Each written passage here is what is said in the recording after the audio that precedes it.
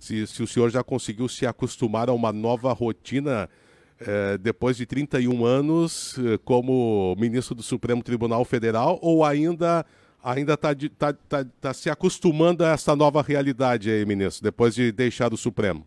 Não, a nova realidade é belíssima, porque posso cuidar melhor das minhas coisas, posso me dedicar mais à família e, portanto, viver um pouco mais para mim. A atuação judicante de julgador absorve muito o tempo da pessoa, principalmente na última trincheira da cidadania, que é o Supremo Tribunal Federal. Ministro, bom dia. Aqui, Natália, um prazer conversar com o senhor. E foram 31 anos, né, de trabalho, 31 anos de dedicação ao Supremo. Gostaria de lhe perguntar ao senhor quais as mudanças que Marco Aurélio Mello vê de 90, quando assumiu como ministro, para o ano de 2021, quando deixou, então, o cargo. O áudio está chegando muito baixo. Ah, que pena. Bom, agora melhorou, ministro? Você me escuta melhor? Continua baixo, continua muito baixo. Bom, vamos lá. Eu acho que comigo aqui o senhor está ouvindo um pouco melhor, né? Sem dúvida, sem dúvida. Bom, então vou fazer aqui a pergunta que a colega fez. Desses 31 anos, ministro, que o senhor esteve no Supremo, o senhor passou por, evidentemente, vários presidentes, várias situações em termos de economia, em termos de política aqui no Brasil. Dá para se dizer que hoje vivemos talvez um dos períodos mais tumultuados em termos de rivalidade, de disputa, de redes sociais e até mesmo de disputa de acusações do próprio Supremo. Como é que se faz uma análise do período que estamos vivendo neste momento? O antagonismo é democrático, a divergência de ideias. Agora cumpre ter temperança, compreensão e marchar no sentido de alcançar-se o Brasil sonhado. É tempo de tirarmos, em termos de críticas ácidas, o pé do acelerador. E aí buscar o melhor para os brasileiros, deixar o presidente da República, que foi eleito com 47 milhões de votos, trabalhar. E ver o que ele tem feito de positivo, o que tem sido possível implementar nessa caminhada. Agora, os poderes eles são harmônicos e independentes. Não cabe ingressar em seara alheia. Por isso, eu sempre preconizei, na bancada do Supremo, a autocontenção, para não se invadir espaço de outro poder. Eu penso que é hora, vamos reafirmar, de temperança, é hora de compreensão, é hora de somar esforços e não dividir. Não interessa à sociedade brasileira essa divisão maior. Agora, o antagonismo, vamos repetir, é próprio à democracia, mas em termos razoáveis, não em termos exacerbados. Ministro Marco Aurélio, talvez tenha sido o período em que mais cobranças têm sido feitas à questão da atuação também dos ministros do Supremo Tribunal Federal, com manifestações, inclusive com políticos, né? Um caso de um deputado que foi preso pelas acusações que fez a ministros do Supremo. Estas manifestações da opinião pública em relação à atuação dos ministros, como é que o senhor analisa? A crítica, ela é bem-vinda quando se mostra construtiva. Não a crítica visando esvaziar a instituição, desqualificar frente à população brasileira a instituição. O Supremo, ele adota, porque provocado, ele só age mediante provocação, ele adota certas posições, e adota posições quanto a temas momentosos. E às vezes, não pode agradar a todos. E tem que ser contramajoritário. mas vem cumprindo o dever previsto na Constituição Federal, da qual ele é o guarda-maior. Isso é que deve ser visto. Ou seja, precisamos ter presente o outro lado da moeda, o que vem sendo feito de positivo. Uhum. Estamos conversando com o ministro Marco Aurélio Mello, direto de Brasília. Ministro, como é que o senhor avalia as suspeitas do próprio governo federal? O presidente Bolsonaro ontem voltou a falar sobre suspeitas de fraude na eleição de 2014 e a sua opinião sobre o voto impresso. Olha, isso aí é inimaginável. O que nós tínhamos até 1996, o sistema por cédula. E aí se sucediam as impugnações às eleições, aos eleitos. Após 1996, eu presidi as primeiras eleições informatizadas, não tivemos uma única impugnação procedente. E por que não tivemos? Porque o sistema da urna eletrônica preserva, acima de tudo, isso deve ser preservado, a vontade do eleitor. E avançamos em 1996, veio esse sistema que se mostrou um sistema positivo. A disputa foi uma disputa legítima em 14, como também a eleição do presidente da República. Eu admito que, à época, nós tivemos, em 2018, um plebiscito a favor ou contra o PT. Muitos votaram no presidente Jair Bolsonaro para não ter o PT de volta, não tendo presente que, se voltasse, ele buscaria, evidentemente, um desempenho para apagar o passado, para afastar aqueles desvios de conduta que nós verificamos não só na Operação Mensalão, como também na Operação Lava Jato. Agora teremos eleições em 2022. E aí que o governo atual preste contas aos contribuintes, aos eleitores em 2022, e que se observe a vontade da maioria. Voto, o senhor reafirma, né, como ministros do Supremo têm reafirmado e do próprio TSE, de que a urna eletrônica, o voto hoje no Brasil, inclusive serve de exemplo para outros países, é seguro. Seguríssimo. E a ironia está em a impugnação ao sistema partir daquele que foi eleito mediante esse sistema, ou seja, o presidente Jair Bolsonaro.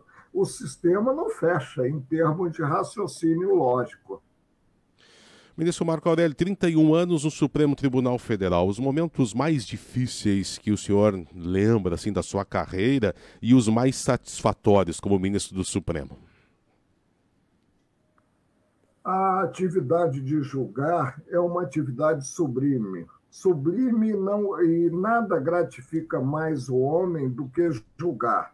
Eu atuei como servidor público durante 55 anos, 42 em colegiado julgador, 31 no Supremo e com o mesmo entusiasmo.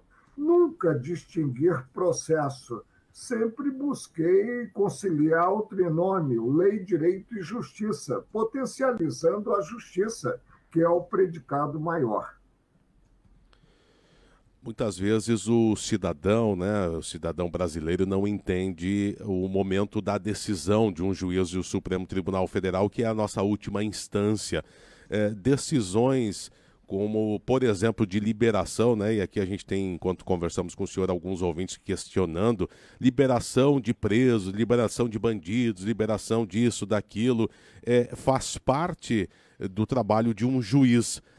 Nestas situações, em termos de que a lei, né, como o senhor destacou, ela precisa ser seguida, muitas vezes interfere numa vontade pessoal do ministro. Como é que o senhor trabalhou ou trabalha essa questão? Em primeiro lugar, a coragem é a síntese de todas as virtudes.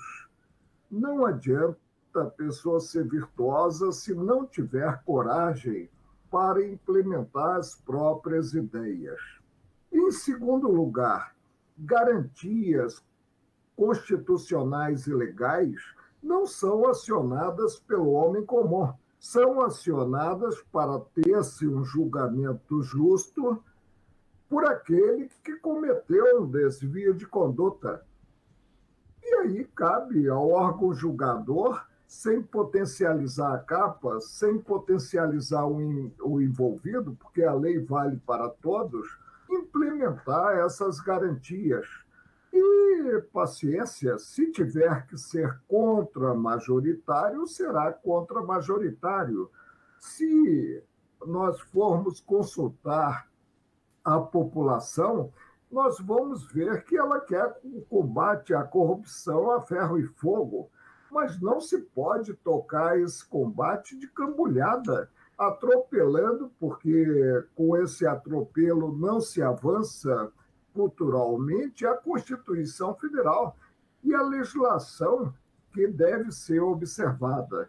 Paga-se um preço e é módico para se viver em um Estado democrático de direito. E é justamente o respeito irrestrito ao que está estabelecido, as regras do jogo. Ministro Marco Aurélio, um ouvinte aqui que está cursando Direito, inclusive aqui na universidade aqui da cidade de Lajeado, perguntando sobre a formação de advogados, né? Senhor, qual é a sua avaliação, se os novos profissionais do direito estão chegando bem preparados ao mercado? Nós tivemos a proliferação de faculdades de direito, mas a faculdade é feita pelo aluno. E aí é preciso que o aluno perceba que deve se dedicar aos estudos. Por exemplo, deve aperfeiçoar a própria formação humanística, já que as leis são feitas para os homens e não os homens para as leis. E ele aperfeiçoa essa formação lendo fora do direito, tendo sempre à mão, eu, por exemplo, tenho sempre 3, 4 romances em leitura, tendo sempre à mão um romance. Por que um romance? Porque nele nós nos defrontamos com conflitos de interesse e aí adotamos posição. Ao fazê-lo, nós aperfeiçoamos em si a nossa formação humanística. O aperfeiçoamento ou a perfeição em si é uma utopia, mas nós precisamos buscar sempre o robustecimento desse aperfeiçoamento e o fazemos mediante leitura. Aproveitando mais uns minutinhos da sua atenção, o presidente Bolsonaro diz ontem, ou propôs ontem, a recondução de Aras à PGR e a possível indicação de André Mendonça ao Supremo. Qual é a sua opinião? Olha, algo elogiável aí o golpe de mestre, porque ele acabou favorecendo a caminhada da boa figura, que é o doutor André Mendonça, para o Supremo, ao antecipar a colocação da recondução do doutor Augusto Aras. Por quê? Porque o doutor Augusto Aras ele tem um trânsito muito bom no Supremo. Eu creio que com essa medida do presidente, e foi um ato de inteligência do presidente Jair Bolsonaro, ele pavimentou o caminho para a aprovação do doutor André Mendonça, que é um grande nome para ocupar a cadeira. É um rapaz concursado, ele foi ministro da Justiça, é advogado-geral da União e dedicado à família, compenetrado em tudo que faz. Será uma satisfação para mim se ele vier a ter o nome realmente aprovado pelo Senado. Teremos aí o preenchimento e o preenchimento com acerto de uma cadeira no Supremo. Ministro Marco Aurélio, o futuro de Marco Aurélio, o senhor pretende permanecer em Brasília, vai voltar para o Rio, que é seu estado de origem, vai advogar, vai palestrar? Como será o futuro de Marco Aurélio Mello agora? Em 1981, eu vim para Brasília em definitivo, sem ter parentes aqui em Brasília. E nos adaptamos. Cheguei ao Tribunal Superior do Trabalho, era juiz no Tribunal Regional do Trabalho no Rio de Janeiro, e aqui em Brasília minha mulher fez concurso para a magistratura. Hoje é vice-presidente do Tribunal de Justiça do Distrito Federal. E manterei a base em Brasília. Como cheguei muito cedo a Brasília, pude comprar uma propriedade que hoje não poderia nem pensar em comprar. E tenho uma vida muito aprazível, muito satisfatória em contato com a natureza.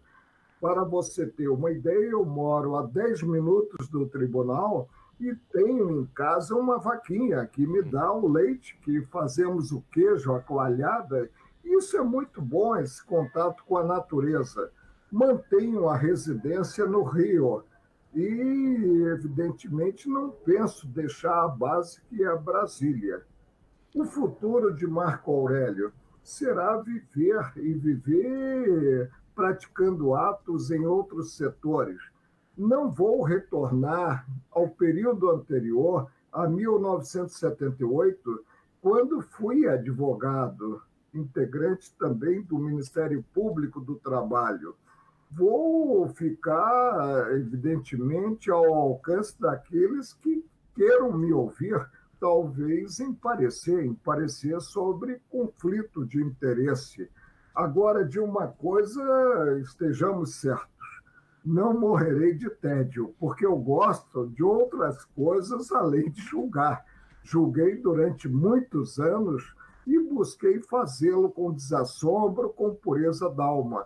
Penso que acertei e errei, mas sempre integrando um colegiado e admitindo que acima do individual está o coletivo. Ministro Marco Aurélio Mello, 31 anos de dedicação ao Supremo Tribunal Federal. Se o senhor gosta e aprecia uma boa gastronomia e gosta de frio, está convidado a vir ao Rio Grande do Sul, porque hoje, por exemplo, nós tivemos temperaturas de 3, 4 graus, agora está em 8 graus. Então, frio aqui tem bastante e uma boa comida também, viu? Olha, sem dúvida alguma, a última vez que passei por aí estive no Curotel, que é um local assim maravilhoso para descansar-se, para perceber-se a cultura gaúcha. Ministro, muito obrigado por nos atender aqui na Rádio Independente. Muita saúde ao senhor, à sua família e em breve aí talvez voltaremos a conversar e lhe escutar sempre, né, com posicionamentos interessantes, né? E evidentemente, como o senhor destacou durante a entrevista, as opiniões, né? Tem gente que gosta, tem gente que não gosta, mas o senhor sempre muito autêntico nas suas colocações. Então, muito obrigado por nos atender. Um bom dia e tudo de bom para o senhor.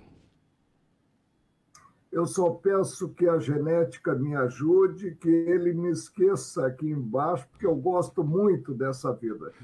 Vida longa ao senhor, então. Ok, um grande abraço. O ministro Marco Aurélio Mello, conversando conosco, direto de Brasília. Gentilmente nos atendeu, né? A gente agradece a assessoria também do ministro. Foi possível esta intermediação. O pessoal que nos acompanha pelas redes sociais pode acompanhar, inclusive, as imagens do ministro Marco Aurélio, direto da capital federal. Ele que durante 31 anos esteve como ministro do Supremo Tribunal Federal. 22 agora